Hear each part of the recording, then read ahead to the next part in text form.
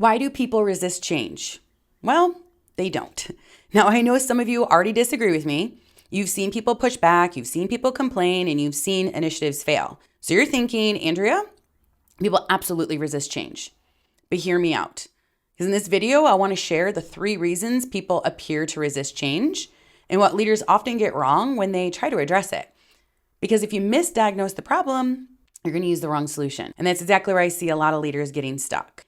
If people truly resisted change, nobody would get married. Nobody would move across the country. Nobody would start a business or switch careers or have children, for crying out loud. People are capable of enormous change. So if people don't resist change itself, then what are they actually resisting? And I want to look at here the 3 primary reasons people are resisting change. And the first one is that people don't know what they're losing.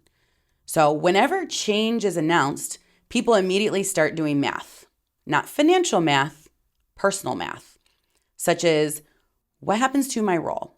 What happens to my influence? Do I have to learn something new? Will I still be successful? Do I still belong here? The resistance often has nothing to do with the change itself. It's about what people think the change might take away or the burden it might add.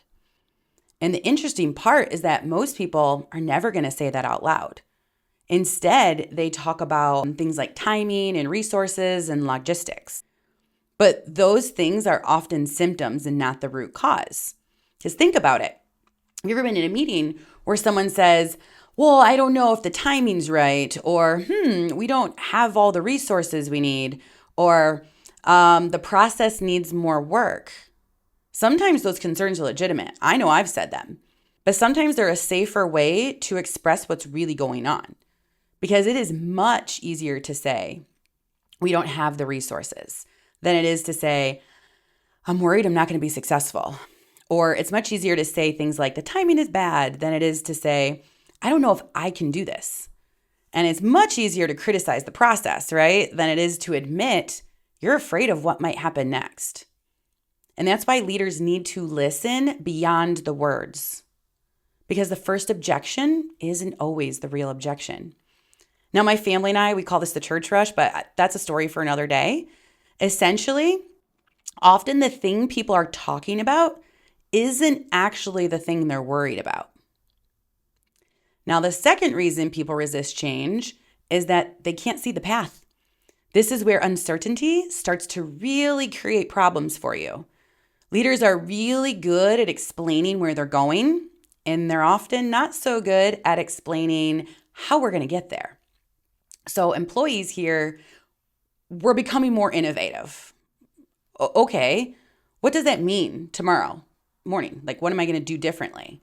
Or what stops, what starts, or what's expected out of me now? People rarely are going to start moving toward ambiguity. They will move toward clarity. So the more vague the change, the more resistance you'll see, period.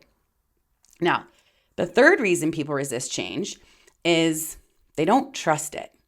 And this one, it's uncomfortable because sometimes the resistance isn't about the plan, it's about the leadership. Employees have really long memories. So if this is the 5th initiative in 3 years, if priorities constantly change, if leaders say one thing and do another, people stop believing. And when that trust drops, the resistance rises. And again, it's not because people are difficult, it's because they're protecting themselves. So now here's where I see many leaders struggle. They respond to the resistance by pushing harder, right? More meetings, more presentations, more explanations. But resistance really is just information. So I recommend that you get curious.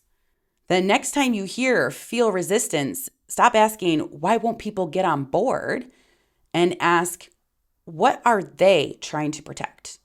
Their role, their reputation, their confidence, their sense of belonging, their ability to be successful.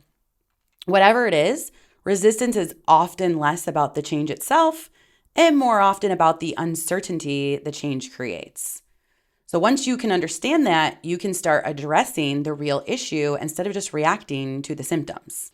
If you found this helpful, or even if you have a differing view, I would love to hear your thoughts in the comments.